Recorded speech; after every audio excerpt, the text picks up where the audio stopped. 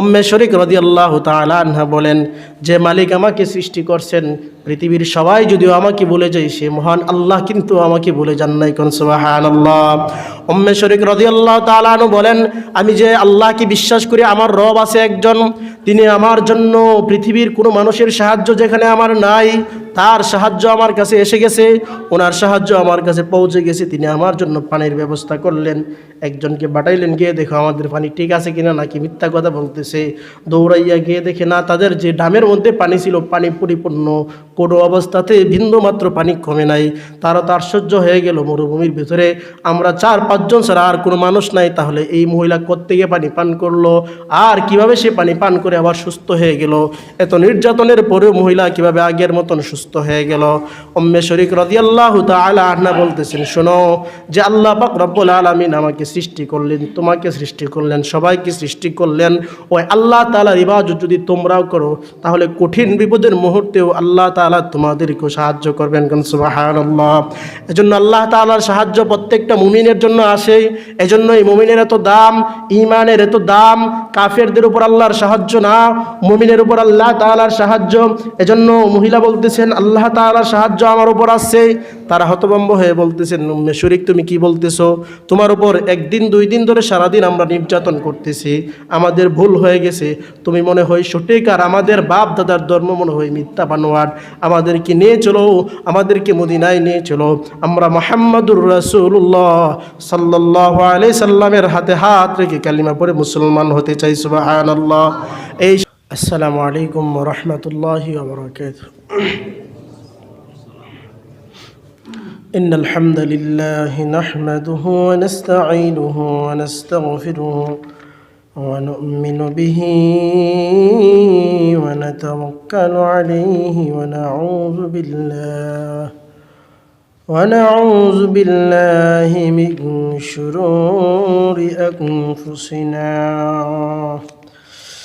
من يهده الله فلا مضل له ومن يضلله فلا هادي له. ونشهد أن لا إله إلا الله وحده لا شريك له. ونشهد أن سيدنا مولانا محمدا عبده ورسوله الذي أرسله بالحق بشيرا ونذيرا وداعيا إلى الله بإذنه وسراجا وقمرا منيرا. أما بعد فقد قال الله تعالى في كلامه المجيد وفي فرقانه الحميد. أعوذ بالله من الشيطان الرجيم. بسم الله الرحمن الرحيم. والعصر إن الإنسان لفي خسر إلا الذين آمنوا وعملوا الصالحات وتواصوا بالحق وتواصوا بالصبر. وقال رسول الله صلى الله عليه وسلم: طلب العلم فريضة على كل مسلم، أو كما قال عليه الصلاة والسلام. وقال تعالى في شأن حبيبه: إن الله وملائكته يصلون على النبي يا أيها الذين آمنوا صلوا عليه وسلموا تسليما شكل إبليس صلى الله على سيدنا ومولانا محمد وعلى آله وأصحابه وسلم صلى الله على سيدنا ومولانا محمد وعلى آله وأصحابه وسلم صلى الله على سيدنا ومولانا محمد وعلى آله وأصحابه وسلم صلى الله على سيدنا ومولانا محمد وعلى آله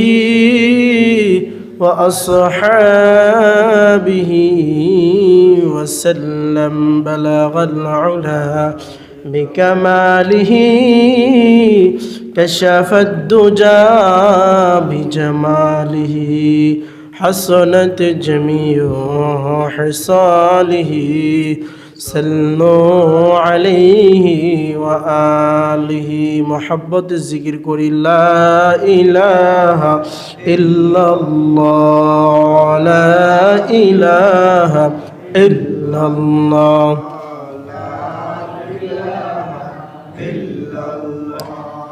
لا إله إلا الله لا إله إلا الله لا إله إلا الله لا إله إلا الله لا إله إلا الله لا إله إلا الله لا إله إلا لا إله إلا الله لا إله إلا الله আসমানের মালিক যে আল্লাহ জমিনের মালিক সে আল্লাহ লা ইলাহা ইল্লাল্লাহ লা ইলাহা ইল্লাল্লাহ লা ইলাহা ইল্লাল্লাহ লা ইলাহা ইল্লাল্লাহ লা ইলাহা ইল্লাল্লাহ মুহাম্মাদুর রাসূলুল্লাহ সাল্লাল্লাহু আলাইহি ওয়াসাল্লাম। মহান আল্লাহ পাক রব্বুল আলামিনের নিকট লাখো কোটি শুকরিয়া যে আল্লাহ সুবহানাহু ওয়া তাআলা আমাদেরকে জুমআর নামাজ আদায় করার জন্য আল্লাহ তাআলার ঘর মসজিদে আসার বসার তৌফিক দিয়েছেন। সেজন্য আমরা সকলেই অন্তরস্থল থেকে একবার শুকরিয়া আদায় করি আলহামদুলিল্লাহ। আল্লাহ বলেন, বান্দা তুমি আমার নিয়ামত পায়া যখন শুকরিয়া আদায় করবা, আল্লাহ বলেন আমি তোমার নিয়ামতকে দিন দিন বাড়ায় দিব। সুবহানাল্লাহ। এজন্য নিয়ামতের শুকরিয়া আদায় করা। কত মানুষ গত জুমায় নামাজ পড়ছে, এই জুমায় দুনিয়া চাইরা চলে গেছে, আছে কিনা এমন মানুষ? এজন্য আল্লাহ তাআলা আমাদেরকে হায়াত দিছেন, আল্লাহ তাআলা আমাদেরকে শক্তি দিছেন, আল্লাহ তাআলা আমাদেরকে জীবিত রাখছেন। সেই জন্য আমরা এই মসজিদে আসতে পারছি। এটা আমাদের শরীরের শক্তির কারণে আইতে পারছি না, শরীরের বলের কারণে আসতে পারি নাই। কত মানুষ কত জুমায় শক্তিশালী ছিল, কিন্তু এই জুমায় হসপিটালে শুয়ে রয়েছে অসুস্থ। কারণ আল্লাহ তাআলা বান্দাকে সৃষ্টি করছে, একটু সমস্যা হইলে শরীরের শেষ, শরীর আর চলে না। বেশি কিছু না, কইছে বাথরুমে আজকে 4-5 বার গেছে, কই এটাই বেড়া হইতে গেছে, আর উঠতে না। তাহলে আমরা শক্তিশালী, বেশি কিছু হওয়া লাগে না, 4-5 বার বাথরুমে গেলেই কো আর শরীর চলে না, আজকে দুর্বল। তাহলে আল্লাহ তাআলার শক্তির কাছে আমাদের শক্তি একবারে জঘন্য, কিচ্ছু না। কিন্তু আল্লাহ তাআলা আমাদেরকে তারপরও সুস্থ রাখছেন, আল্লাহ তাআলার ঘর মসজিদে আসার তৌফিক দিছেন, এমনকি সবার আগে আগে আসার তৌফিক দিছেন। কিছু মানুষ মসজিদে আগেও আসতে পারে না, আসতো চা এই কামটা বাহিলিছে কুদ্দুরানে শেষ করে আসবো, কাজ শেষ করতে পারতেছে না, আয় পড়ব আসার জন্য প্রস্তুত হয়ে এই কাজটা বাকি রয়েছে, আসতে পারে না। কিন্তু আল্লাহ তাআলা অনেক কি মাশাআল্লাহ যারা আছেন সামনে, অনেকে আলহামদুলিল্লাহ আগে ভাগে এসে পড়ে, এটাও আল্লাহ তাআলার কি একটা নিয়ামত। এই জন্য বান্দা যে যত বেশি শুক্রবারে মসজিদে আগে আসবে, আল্লাহ তাআলা তার আমল নামায় তত বেশি নেকি লিখে দেন। সুবহানাল্লাহ। তো আজকে ছোট্ট একটা সূরা নিয়ে আলোচনা করব। সূরাটার নাম হলো সূরা আসর, মাত্র 2 লাইন। কয় লাইন? 2 লাইন। সূরা আসর কোরআনুল কারীমের এই সূরা আসরটা ছোট্ট একটা সূরা। আল্লাহু আকবার। আল্লাহ সুবহানাহু ওয়া তাআলা এই সূরার মধ্যে কসম খাইছেন। কি খাইলেন? কসম। কারণ সচরাচর মানুষ আমরা যখন একটা কোনো কিছুর গুরুত্ব বোঝাইতে চাই তখন আমরা কসম খাই। কসম খাই না? আল্লাহর কসম তুমি এই কাজটা করো, তুমি কোনো বিপদে পড়তা না, আমি আছি। কসম করে কইতেছে আমি আছি, কোনো বিপদ হইতো না। কসম করার দ্বারা তো একটু গুরুত্ব বোঝায় আর কি। কিন্তু আল্লাহ সুবহানাহু ওয়া তাআলা কোনো কিছু বোঝানোর ক্ষেত্রে ওনার কসম খাওয়ার প্রয়োজন নাই। আল্লাহ যে কইতেছে যে আমি জান্নাত দেব, কসম খাওয়ার প্রয়োজন নাই। জাহান্নাম দেব, কসম খাওয়ার প্রয়োজন নাই। মৃত্যু দিব, কসম খাওয়ার প্রয়োজন নাই। কারণ আল্লাহ যেটা বলে এটা সত্য, 100% থেকে 100% সত্য, চুল পরিমাণ সন্দেহের কোনো অবকাশ নাই। কিন্তু তারপরে আল্লাহ তাআলা কসম খাইছেন কি জন্য? কারণ মানুষের একটা অভ্যাস, এই যে কসম খাইলে কি হয়? গুরুত্ব বাড়ে। এজন্য গুরুত্ব বাড়ানোর জন্য বান্দা যেন বেশি গুরুত্ব দেয় এই কথাটার উপরে, এজন্য কোরআনুল কারীমের 103 নম্বর সূরা সূরাতুল আসর, এই সূরার মধ্যে আল্লাহ তাআলা কসম খায়া 4টা গুণের কথা বলছে। কোন সুবহানাল্লাহ।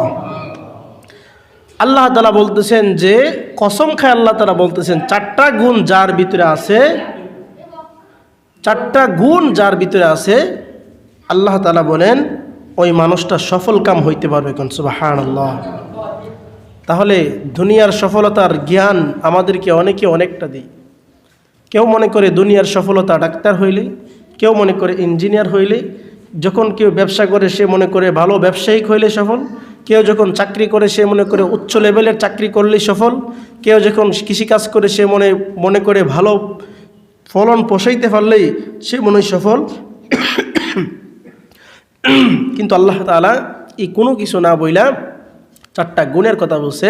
আল্লাহ বলেন এই 4টা গুণ যার ভিতরে আছে সেই হয়ে যাবে সফল। কোন সুবহানাল্লাহ।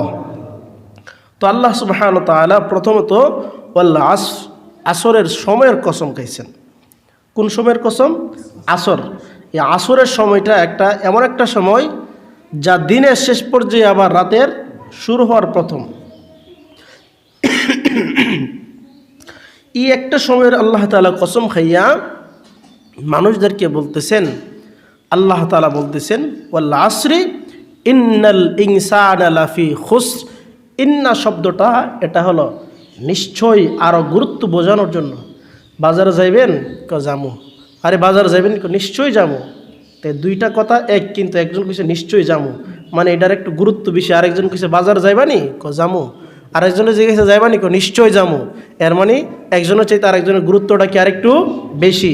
এই জন্য আল্লাহ তাআলা আসরের কসম খায় আবার গুরুত্ব দিতেছেন ইন্নাল ইনসানা লাফি খুসর।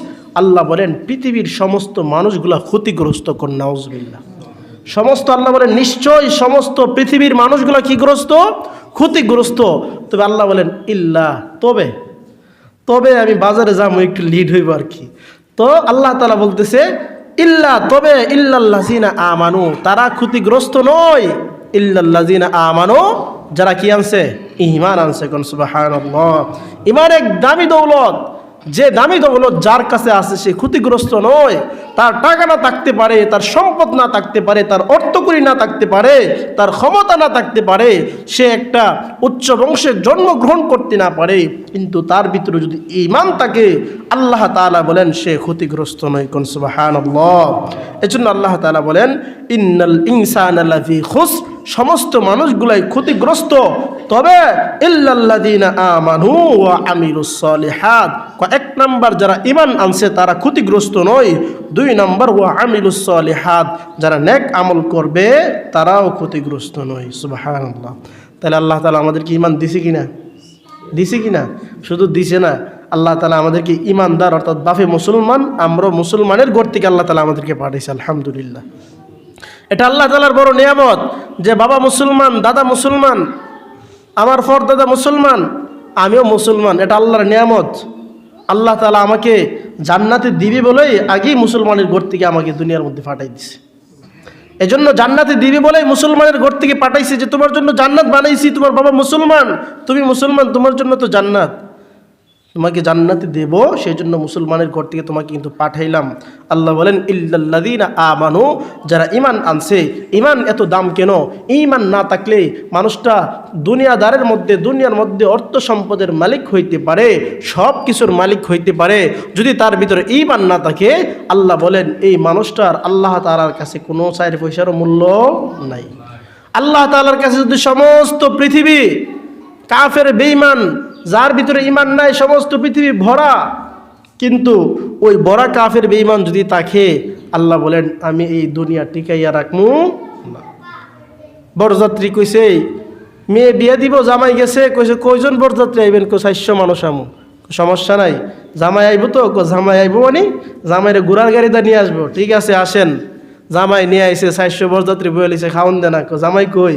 জামাই আইতাছে। জামাই আয়ালো, জামাই আইছে না, খাওন জুটবো বরযাত্রী কপালে?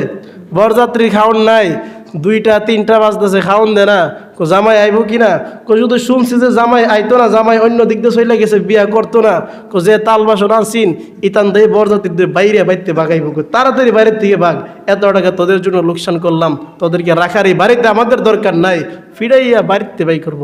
আল্লাহ বলেন যে পৃথিবীর মধ্যে সমস্ত পৃথিবী যদি কাফের বেঈমান দিয়ে বইরেও যায়, কিন্তু একটা ইমানদার যদি না থাকে, তাহলে এই দিনে আমি এদেরকে সাইজ করে দুনিয়াকে ধ্বংস কইরা ওদেরকে সাইজ করে একবারে দুনিয়া আমি খতম করে দিব। সুবহানাল্লাহ কইতেন না? তাহলে একজন ইমানদারের দাম কম না বেশি?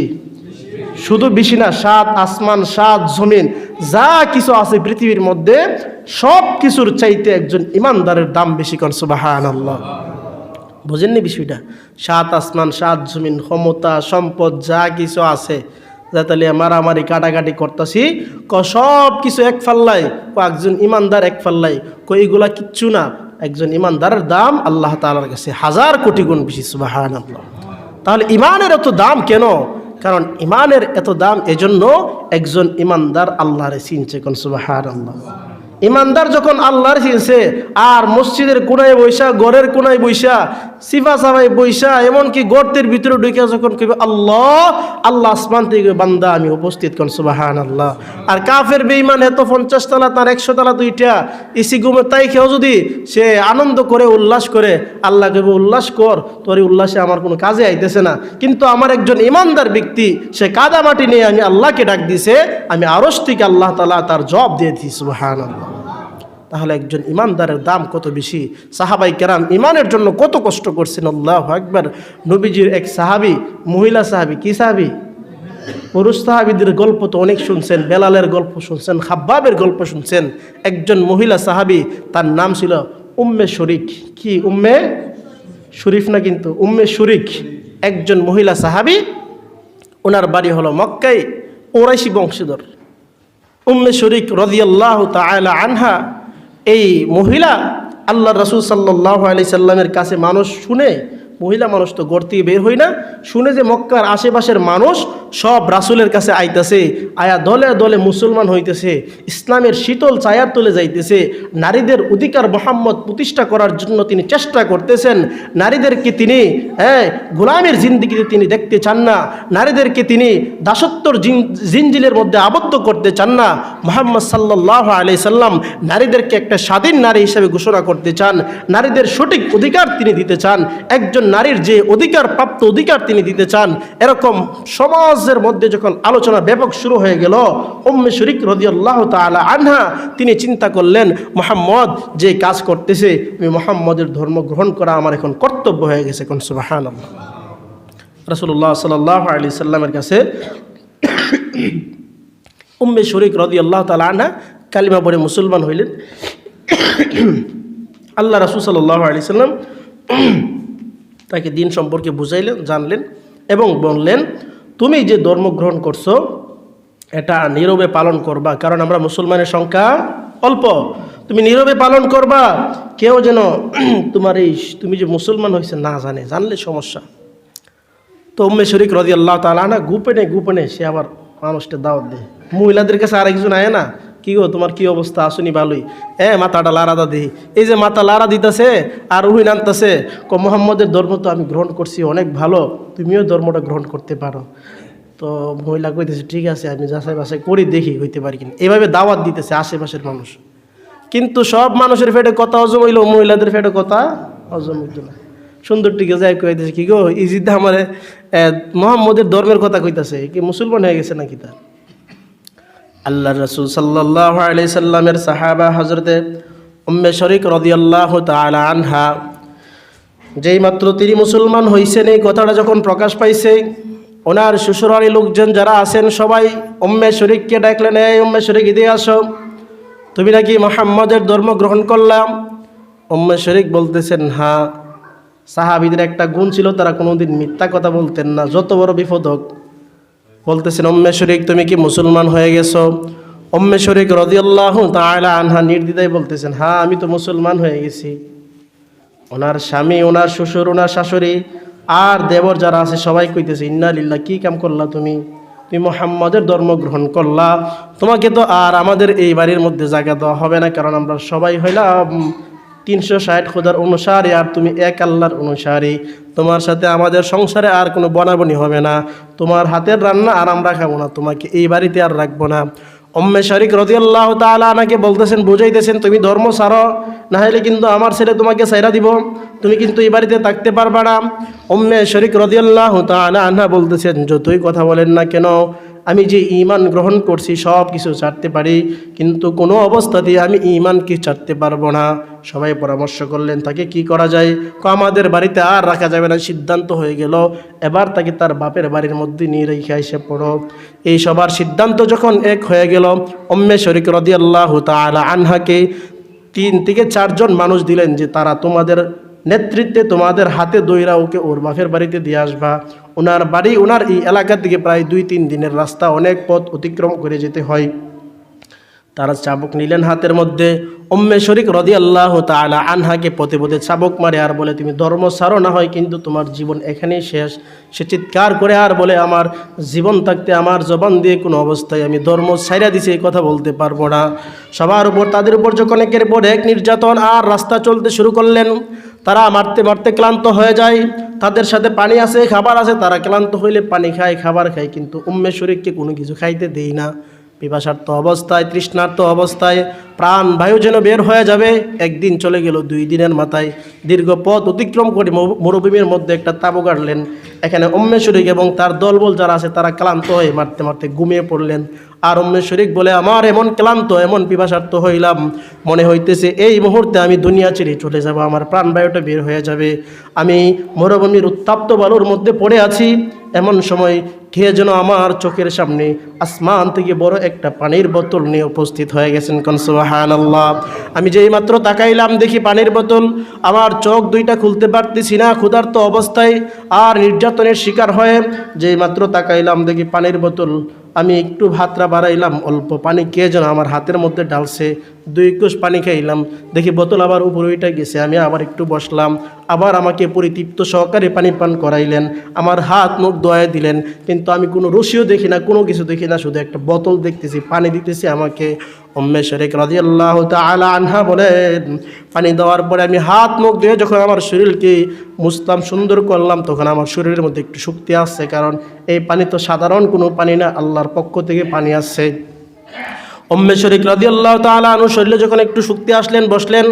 এদিক দিয়ে তাদের ঘুম ভাঙছে, দেখে আরে এই মেয়েকে তো আমরা বন্দি রাখছি, তার এই হাত মুখ পরিষ্কার পরিচ্ছন্ন, পানি দিয়ে মনে ধোয়ানো। সবাই বলতেছে, তুমি আমার পানি, আমাদের পানি কেন ব্যবহার করলা আমাদের অনুমতি ছাড়া? উম্মে শরীক বলে, আরে তোদের পানি আমি ব্যবহার করি নাই, কণা করলে তুমি পানি কোত্থেকে পাইছো? উম্মে শরীক রাদিয়াল্লাহু তাআলা আনহা বলেন, যে মালিক আমাকে সৃষ্টি করছেন, পৃথিবীর সবাই যদিও আমাকে বলে যায় সে মহান আল্লাহ কিন্তু আমাকে বলে যান নাই। কোন সুবহানাল্লাহ। উম্মে শরীক রাদিয়াল্লাহু তাআলা আনহু বলেন, আমি যে আল্লাহকে বিশ্বাস করি, আমার রব আছে একজন, তিনি আমার জন্য পৃথিবীর কোনো মানুষের সাহায্য যেখানে আমার নাই, তার সাহায্য আমার কাছে এসে গেছে, ওনার সাহায্য আমার কাছে পৌঁছে গেছে। তিনি আমার জন্য পানির ব্যবস্থা করলেন, একজনকে পাঠাইলেন, গিয়ে দেখো আমাদের পানি ঠিক আছে কিনা, নাকি মিথ্যা কথা বলতেছে। দৌড়াইয়া গিয়ে দেখে না, তাদের যে ডামের মধ্যে পানি ছিল পানি পরিপূর্ণ, কোনো অবস্থাতে বিন্দুমাত্র পানি কমে নাই। তারও তো আশ্চর্য হয়ে গেল, মরুভূমির ভিতরে আমরা 4-5 জন ছাড়া আর কোনো মানুষ নাই, তাহলে এই মহিলা কোত্থেকে পানি পান করলো, আর কিভাবে সে পানি পান করে আবার সুস্থ হয়ে গেল? এত নির্যাতনের পরেও মহিলা কিভাবে আগের মতন সুস্থ হয়ে গেল?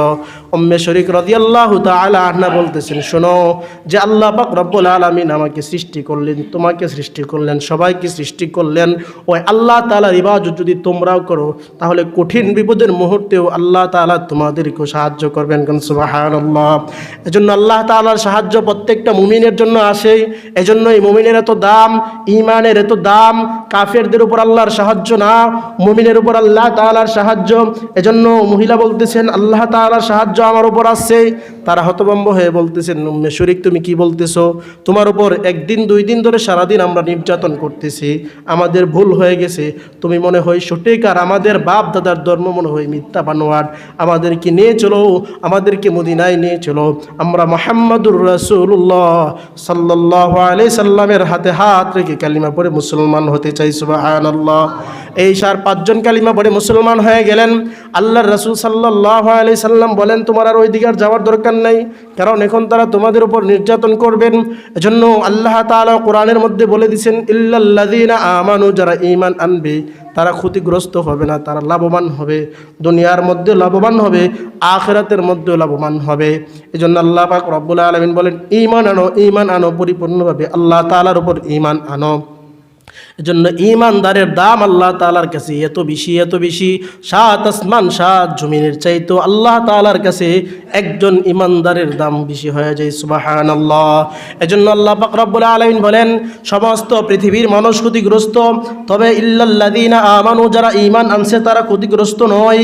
ওয়া তাওয়ামিলুস সলিহাত, 2 নম্বর যারা আমল সলিহাত, নেক আমল করে, নেক আমল করে। নেক আমল আপনি কিভাবে করবেন? সুবহানাল্লাহ বললেন, নেক আমল হইল। আলহামদুলিল্লাহ বললেন, নেক আমল হইল। আল্লাহু আকবার বললেন, নেক আমল হইল। সাল্লাল্লাহু আলাইহি সাল্লাম বললেন, নেক আমল হলো। আপনি আল্লাহ তাআলার নামে যত জিকির করলেন, নেক আমল হলো। নামাজ পড়লেন, আপনার নেক আমল হলো। রোজা রাখলেন, আপনার নেক আমল হলো। আপনি যাকাত দিলেন, আপনার আমলনামায় নেক আমল গেল। আপনি রোজা রাখলেন, যাকাত দিলেন, হজ করলেন, সাদকা করলেন, যত দিনই কাজ করলেন, আপনার আমলনামার মধ্যে নেক আমল হলো। আপনি আল্লাহ তাআলার কালাম তেলাওয়াত করলেন, আপনার নেক আমল হলো। আল্লাহ বলেন, পৃথিবীর সব মানুষ ক্ষতিগ্রস্ত যারা ঈমান আনছে, আর 2 নম্বর যারা আমলে সলিহাত করে, নেক আমল করে। নেক আমল কি? যেই সকল ইবাদত আল্লাহর জন্য হয়, সকল আমলগুলা করলেই আল্লাহ তাআলা বলছেন এগুলো হলো আমলে সলিহাত, নেক আমল। এজন্য কোরআন তেলাওয়াত ও আমলে সলিহাতের মধ্যে শ্রেষ্ঠ আমলে সলিহাত। সুবহানাল্লাহ। আল্লাহ বলেন, আমিলুস সলিহাত, তোমরা আমলে সলিহাত করো, নেক আমল করো। হাদিসের মধ্যে আল্লাহ রাসূল বলেন, সবচেয়ে শ্রেষ্ঠ আমল কোনটা? সবচেয়ে শ্রেষ্ঠ আমল হলো আফদলুল আমাল, শ্রেষ্ঠ আমল হলো কোরআন তেলাওয়াত করা। যে ব্যক্তি কোরআন তেলাওয়াত করবে, স্বয়ং আল্লাহ তাআলার সাথে তার কথা হয়ে যাবে। সুবহানাল্লাহ। এজন্য কোরআন আমাদের শেখার দরকার আছে কিনা? সন্তানদেরকে শেখানোর দরকার আছে কিনা? নিজের স্ত্রী যারা পারে না তাদেরকে শেখানোর দরকার আছে কিনা? বাচ্চাদেরকে কোরআন শেখানোর দরকার আছে কিনা? এজন্য কোরআন আমাদেরকে শিখতে হবে, নিজেও শিখাইতে হবে, নিজেও শিখতে হবে। নিজের স্ত্রী যারা পারে না তাদেরকে শেখাতে হবে। নিজের সন্তান যারা আছে তাদেরকে কোরআন শিখাইতে হবে। এজন্য আমরা যারা বয়স্ক আছি, আমরা কোত্থেকে কোরআন শিখব? আমাদের তো মাদ্রাসা নাই। এজন্য হক্কানি উলামায়ে কেরাম বলেন, চলতে ফিরতে মাদ্রাসা তাবলীগের মধ্যে যাও, কোরআন শিখো। তারপরে আবার বলেন, যদি সেটাও তোমার দ্বারা সম্ভব না হয়, মসজিদমুখী হও, ইমাম সাহেবের কাছে কোরআন শিখো। তাও যদি না পারো, তুমি পার্সোনালভাবে একাকিত্বে কারো কাছ থেকে কোরআন শিখতে চাও, তাহলে তারপরে শিখো। আর যদি কোরআন না শিখো, তাহলে কি অবস্থা হবে? আল্লাহ পাক রব্বুল আলামিন কোরআনুল কারীমের আরেক আয়াতের মধ্যে আল্লাহ সুবহানাহু ওয়া তাআলা সূরা হামিম সিজদা নাম্বার আয়াত, আল্লাহ সুবহানাহু ওয়া তাআলা সূরা হামিমের মধ্যে 29 নম্বর আয়াতের মধ্যে আল্লাহ পাক রব্বুল আলামিন বলেন, যারা কোরআন পড়বে না, শিখবে না, সন্তানদেরকে কোরআন শিখাইবে না, তাদের কি অবস্থা হবে? আল্লাহ পাক রব্বুল আলামিন বলেন, ওয়াকালাল্লাযীনা কাফারু রাব্বানা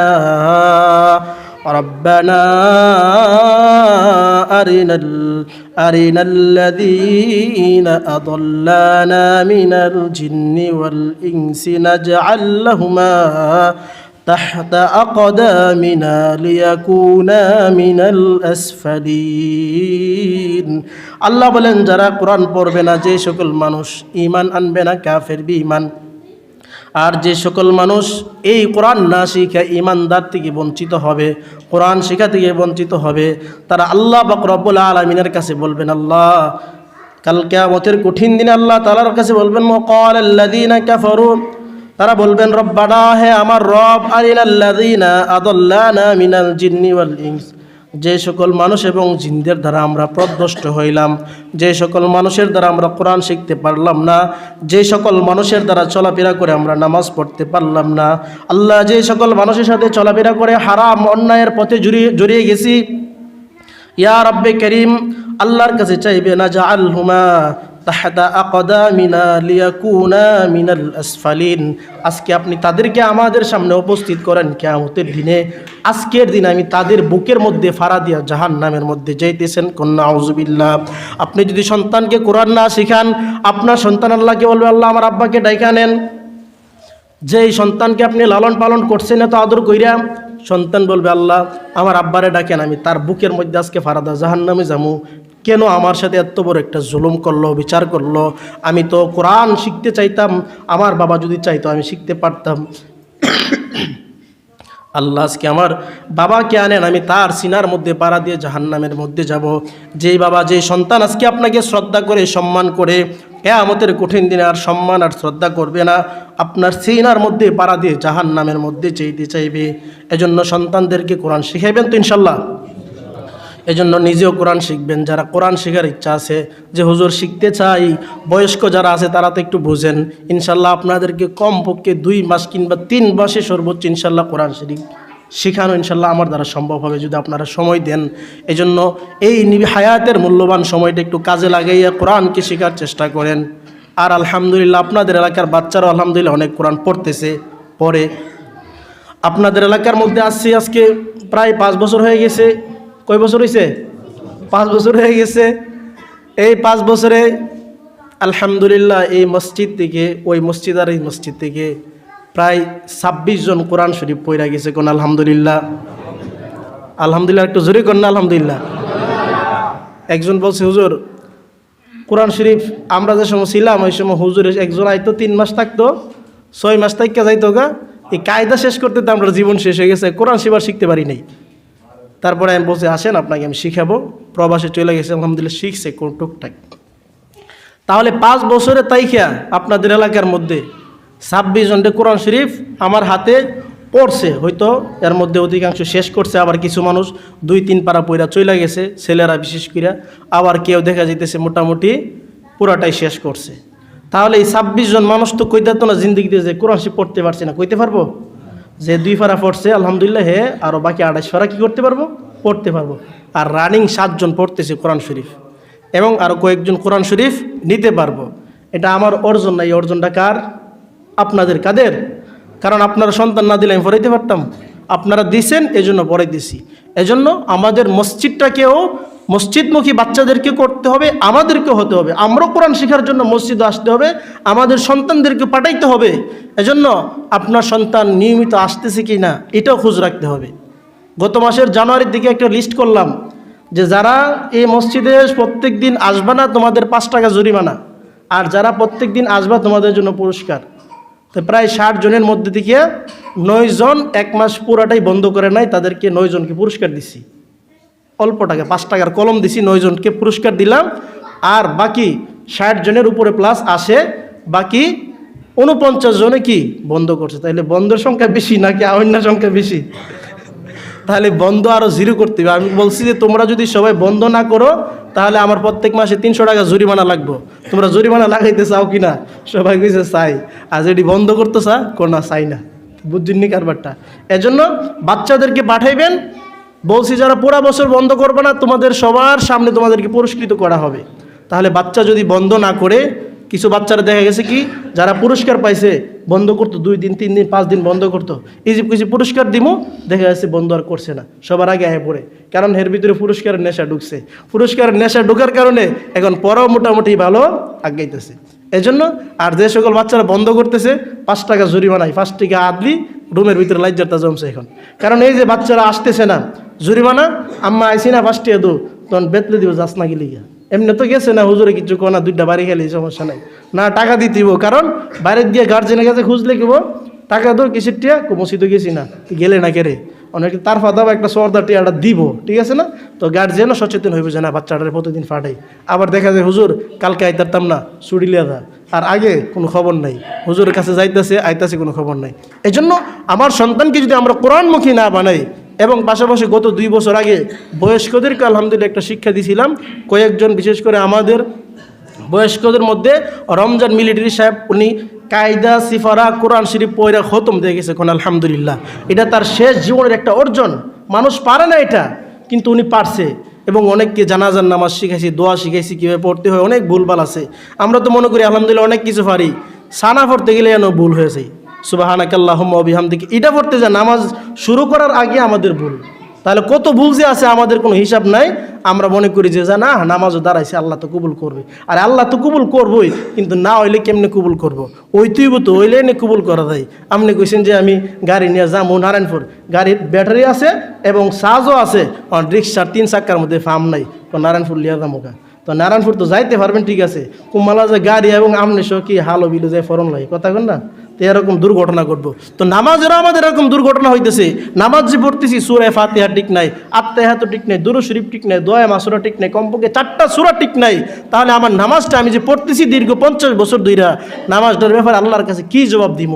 50 বছরে তো বাড়িতে বিল্ডিং করলাম, পুত্রে বিদেশ ফাড়াইলাম, অনেক জমি জামা কিনলাম, কিন্তু নিজের জন্য কোনো কিছুই করতে পারলাম না, এগুলা সব সংসারের জন্য করলাম। এই জন্য আল্লাহ বলেন, বান্দা তুমি তো ক্ষতিগ্রস্তের ভিতরে পড়ে যাইতেছো, তুমি ঈমান আনছো, মানে আমলে সালেহাত যদি তুমি না করো তুমি কিন্তু ক্ষতিগ্রস্ত হয়ে যাইবা। এই জন্য কোরআন শিখেন, সন্তানদেরকে কোরআন শিখান, এটা নিজের সন্তানকে মসজিদমুখী বানান। আলহামদুলিল্লাহ মসজিদে ওই পাড়ার একবারে শেষ মোড়ের কাছ থেকেও মানুষ আসে, আর ওদিক দিয়ে অনেক দূরের থেকে বাচ্চারা আসে। এর মানে কি, আসার কারণ হলো এখানে পড়াইতেছি, আমি যতটুকু চেষ্টা করতেছি, আমারও ব্যর্থতা আছে, আরও ভালোভাবে পড়াইতে হবে। এর মানে গার্জেনদের একটা অভিজ্ঞতা আছে, এখানে হুজুরা আছে পড়াই, এজন্য দূরের থেকে ছাত্ররা কী করতেছে, আসতেছে। এই আশাটা এর মানে কি আমাদের মসজিদের উন্নয়ন, ছাত্রের লেখাপড়া আমাদের একটা ভালো লক্ষণ হতে পারে। এজন্য প্রত্যেকটা ছেলেদেরকে ইনশাল্লাহ নিয়ত করতেছি, প্রত্যেকটা মুক্তবের বাচ্চারা যেন জানাজার নামাজ পড়াইতে পারে প্র্যাকটিক্যাল সহকারে। ইনশাল্লাহ আগামী থেকে অনুষ্ঠান হবে, বাচ্চারা কীভাবে প্র্যাকটিক্যালে জানাজা পড়াইবে, কীভাবে বাচ্চারা কোরআন তেলাওয়াত করবে, সব কিছু ইনশাল্লাহ বড়দের উৎসাহ পাইলে তাদেরকে পুরস্কৃত কইরা অনুষ্ঠানের মাধ্যমে প্রত্যেক বছর একটা আয়োজন করতেছে। সবাই রাজি আছেন তো ইনশাল্লাহ? এজন্য আমাদের মসজিদের বাচ্চাদের উন্নয়ন মানে আমাদের উন্নয়ন। যে বাচ্চাটার হাতে কোরআন উঠছে, আল্লাহর কসম এই বাচ্চা কোনোদিন মা বাবার অবাধ্য হইল তার বুকটা কাটবে যে আমি না কোরআন পড়ছি। অনেক বাচ্চারা যারা মসজিদে আসে দুষ্টামি করে, আমরা এটাকে দুষ্টামি মনে করি না, এর বয়সী দুষ্টামির বয়স, এই বয়সে দুষ্টামি না করলে কোন সময় করবে। তারপরে চক্রাঙ্গাই মাঝে মধ্যে বেতার আঘাত করি, কারণ তাকে একটু শাসন করার চেষ্টা করি। এজন্য বাচ্চা যখন তার হাতে কোরআন উঠবে, কোরআন পড়বে, আল্লাহর কালাম যখন সে পড়বে, অবশ্যই আল্লাহ তাআলা তার দিলের ভিতরে পরিবর্তন দিয়ে দিবে ইনশাআল্লাহ। এজন্য আমাদের সন্তানদেরকে কোরআন শেখার জন্য পাঠান, নিজেও কোরআন শেখার জন্য আগ্রহণ। নিজে যে আমরা একটু পারি না, এই জন্য আমাদের ভিতরে একটু ফিকিরও নাই, চিন্তাও নাই। হাই কোরআন যে পড়তে পারি না, একটু চিন্তা লাগে না? ফেসবুক অ্যাকাউন্টটা নষ্ট হয়ে গেলে মাথাটা নষ্ট হয়ে যায়, ইমোটা হ্যাক হয়ে গেলে মাথাটা নষ্ট হয়ে যায়, কিন্তু কোরআন যে পারি না, কোরআন যে দিলের ভিতরে নাই, মাথা নষ্ট হয় না, মাথা ভালো সুন্দর করে কাজ করে। এজন্য এটা শয়তানের বড় ধোঁকা। এজন্য কোরআন আমাদেরকে শিখতে হবে ইনশাল্লাহ। আগামী রমজানের আগে মুরব্বীদেরকে নিয়ে একটা বেশ করতে চাই, যে মুরব্বীরা ইনশাল্লাহ কমপক্ষে 4টা সূরা, আত্তাহিয়াতু, দুরূদ শরীফ, দোয়া মাসুরা, দোয়া কুনুত 4টা, আর পাশাপাশি জানাজার নামাজের দোয়া থেকে নিয়ে কীভাবে জানাজার নামাজ বালেক নাবালেক পড়তে হয়, টুকটাক কম বেশি এইটা যেন আমরা সহিভাবে পড়তে পারি, এরকম একটা বেশ করবে ইনশাল্লাহ। মুরব্বীরা রাজি আছেন তো ইনশাল্লাহ? আমরা শর্মাই যে পারি না, শরম করে, তো ফারি না শরম করলে তো আর শিখা সম্ভব হইব না। এই জন্য আপনি ফারেন না দেখি তো শিখতে এসেছেন, আর শরমের কিচ্ছু নাই। আপনি জীবন ফারেন না, ইলাও বইছে হিলাও ফারে না, এই জন্য ফারি না মিল্লা গেছে গিয়া, কোনো সমস্যা নাই। অন হিলা ফারে আমি ফারেন এমন ডলেন একটু শরম হইতো, কোনো শরম নাই। মসজিদের ভিতরের কথা মসজিদ থাকবে, বাইরে গিয়ে আমার আলোচনা করুন যেত না, কিও ইলা তো সুবহানাল্লাহ কইছি না 18টা ভুল, তেতুইলা সরবে আর মসজিদে হইতো না। এই জন্য মসজিদের কথাটা মসজিদে রাইখা আমরা শেখার চেষ্টা করবো ইনশাল্লাহ। সবাই রাজি আছেন তো ইনশাল্লাহ? এই জন্য প্রথমত আমাদের সবাইকে মসজিদমুখী হতে হবে, নামাজমুখী হতে হবে, আমাদের কোরআন তেলাওয়াতকে শুদ্ধ করতে হবে। আলোচনা অনেক লম্বা হয়ে গেছে। পাশাপাশি আল্লাহ তাআলা বলছেন যে সমস্ত মানুষ ক্ষতিগ্রস্ত, তবে 4 শ্রেণীর মানুষ ছাড়া, এর মধ্যে ইল্লাল্লাযিনা আমানু, যারা ঈমান আনছে, আমলুস সালিহাত যারা করছে, নেক আমল করবে। 3 নম্বর আল্লাহ বলেন ওয়াতাওয়াসাউ বিল হক, যারা হকের উপর আছে, সঠিক পথে আছে, তারা ক্ষতিগ্রস্ত না। 4 নম্বর আল্লাহ বলেন ওয়াতাওয়াসাউ বিস সবর, সর্ব অবস্থায় বিপদ বালা মুসিবতে ধৈর্য ধারণ যারা করে, তারাও কি ক্ষতিগ্রস্তর অন্তর্ভুক্ত না। 4 নম্বরটা আমাদের ভিতরে বেশি আছে। একটু সমস্যা হইলে আমরা ভেঙে যাই, একটু সমস্যা হইলে সবর করতে পারি না, ধৈর্য ধারণ করতে পারি না। দান দিছে উড়ানের মধ্যে, এমনি বৃষ্টি এসে আল্লাহর গালি শুরু করে দিছে, আল্লাহ আমি দানটা দিলে এই বৃষ্টি আবার শুরু হয়ে থাকা। আল্লাহ স্যার একটু ধৈর্য ধারণ করো, কিন্তু রৌদ্র দান দিছে, বৃষ্টি আইছে, আল্লাহর গালাগালি শুরু করছে। আল্লাহরে গালি দিলে ইমান থাকবো? যে মাত্র আল্লাহরে গালি দিছে ইমান শেষ, মুশরিক হয়ে গেছে গা। এই জন্য আল্লাহ তাআলা বলেন বিপদে ধৈর্য ধারণ করো। তুমি একটু সমস্যায় পড়ছো, ধৈর্য ধারণ করো। তুমি একটু বালা মুসিবত আছে, ধৈর্য ধারণ করো। ছেলেটা একটু সমস্যা, কথা শুনে না, ধৈর্য ধারণ করো, দোয়া করো, নামাজ পড়ো, আল্লাহ তাআলার কাছে চাও, তাহলে জীবনের মধ্যে পরিবর্তন আসবে। আল্লাহ তাআলা আমাদেরকে 4টা গুণ যেন আমরা মানতে পারি, আল্লাহ সুবহানাহু ওয়া তাআলা আমাদের সকলকে তৌফিক দান করুন। সকলে বলেন আমিন। ওয়া আখিরু দাওয়ানা আলহামদুলিল্লাহি রাব্বিল আলামিন।